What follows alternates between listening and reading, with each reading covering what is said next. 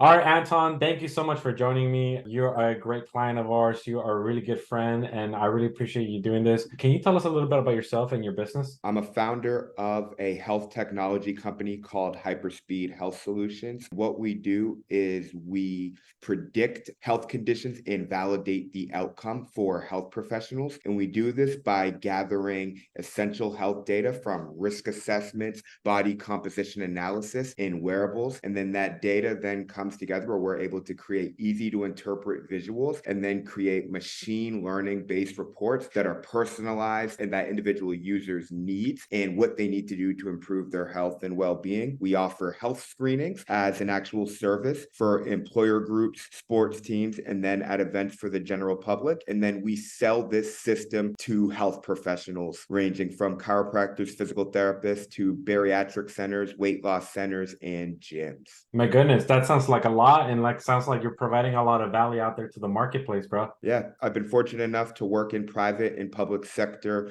health, also worked in the sports sector as well. Was able to really understand markets, also worked in the software space and wanted to create a company where I can take my skill set as a professional and solve some fundamental human problems, healthcare obviously being a major problem, especially here in the West, and giving everybody greater access to that because I believe healthcare is a human right. Absolutely, man. I love what you're doing. I love that you're providing value to the world. I love that you're helping out people. It's very obvious that more people like you are needed here in this place. So, before we met, before you jumped on our business funding program, what were the challenges that you were facing, especially since I know that you're starting up with this new company? Really being able to get a team around me that could support my vision and then complement what it is that I brought to the table. And then ultimately being able to have more wiggle room financially so that I don't have to work in a really, really tough job market and, slave away my time and go all in on my company. And so, really just having not necessarily around the funding, but having some more financial flexibility so that I could go all in on my business. That was my greatest hurdle, which was why I moved to Las Vegas. So I remember talking before, and you always telling me you just want to make sure that you have enough capital available for you to be able to facilitate if anything were to happen there. You need, because obviously as an entrepreneur, we're stuck on these four walls and we're grinding it out for the next few months. And sometimes the project may take an extra 3 months, and we don't know if we're going to have enough financials to be able to cover rent, expenses, gas, and all everything that you're spending your money on. And I completely understand that from an entrepreneur perspective as well. It's not like you were facing like hardships right then and there, but it was more like the worry of not knowing if you're going to be able to finish your project in time by the time you launch and there's going to be money coming in, right?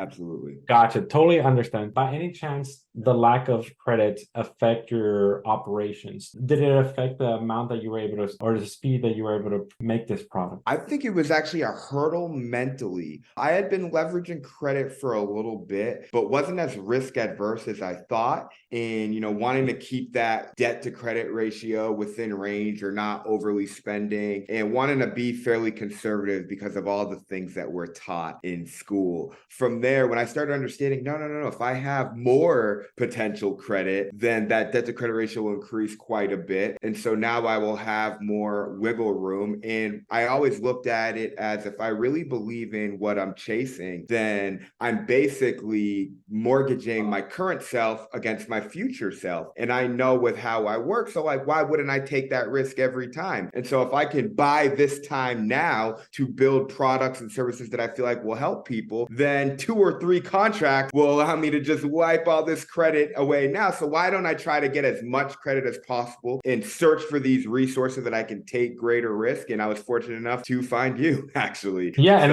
So that's the perfect that transitions to the perfect next question is how did you learn about our services? How did you were able to find about me? I had met you, my business partner now, Dakota. I'm not even sure how you guys met, but we got you on the system a little bit of just following some exercise programs. You got a wearable device. So you were able to see our system in our early development research phases and able to reap the benefits. And then learning more about what you do. And I was able to share where I was at. And then you're like, I got a solution. And then I was not only able to hear your expertise and you provide, all sorts of ideas, understanding of the market and what we can do. And based on my position, how far I could take this, but also meet your team and seeing how the admiration for well-run systems and customer service. So right from when I did that very that long, application process and providing all my information, they were able to help me so much. And so it was just a seamless transition. Beautiful. That's actually what I wanted to talk about. Like once you were onboarded, how was the entire onboarding process? How was the customer service based right on the beginning that made you believe like this is it? Like they're going to take care of me, right? I would say I know I got gone to a lot of places like we were like, doing social security, passport, doing all that. The fact they just asked all the right questions, they're just very diligent in making sure that I have the documents, were able to help me, ongoing texts. It just felt really personalized. They really catered to my needs. And then,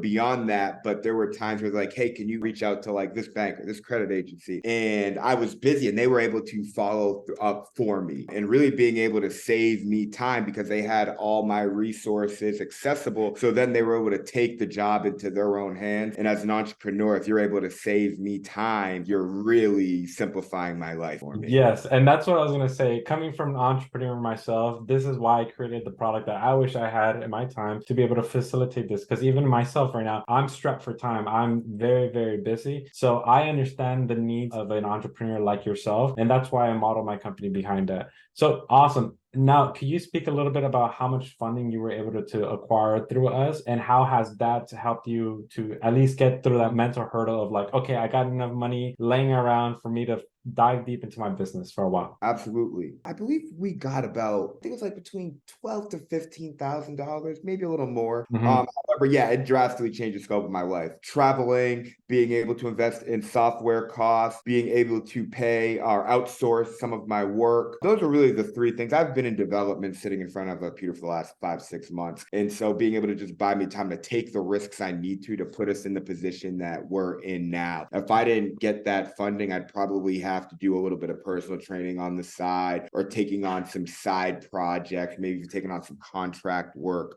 with like a military group. And I really just didn't want to do that. I wanted to go all in on my company. So the thought of going back to the job market scared me tremendously. So the fact that I was just able to get access to funds that would just allow me to continue to stay on this path. One thing I've learned about business is that it's not about necessarily profits, it's about staying in the game and staying in the game and being able to just exist. And so the fact that I was able to do that and get to the point where I'm at now has probably been the greatest blessing, to be honest with you. Nice. I'm super glad to hear. And as after your first round of funding, it was a good substantial amount for you to ease your nerves. Like, okay, I got this covered. Now you understand, like, oh my God, there's an entire other world out there. And now you're going for your second round of funding, which you're super excited. We're going to try to get you as much as we possibly can, given your credit situation. So, I'm super glad that, you're liking the service. I'm super glad that that everything's going well for you right now. And any last words that you want to talk about, whether anything good that we can improve on, or anything bad that we can improve on, or anything good, what we're doing bad, or just anybody listening to this, what do you recommend? I would say that if there's something financially that might be limiting you, is that look into credit. It kind of overwhelms some people. However, if you're trying to achieve something and you believe in it well enough, there are people out there like yourself that can really bring that dream to life. I just think people really need to,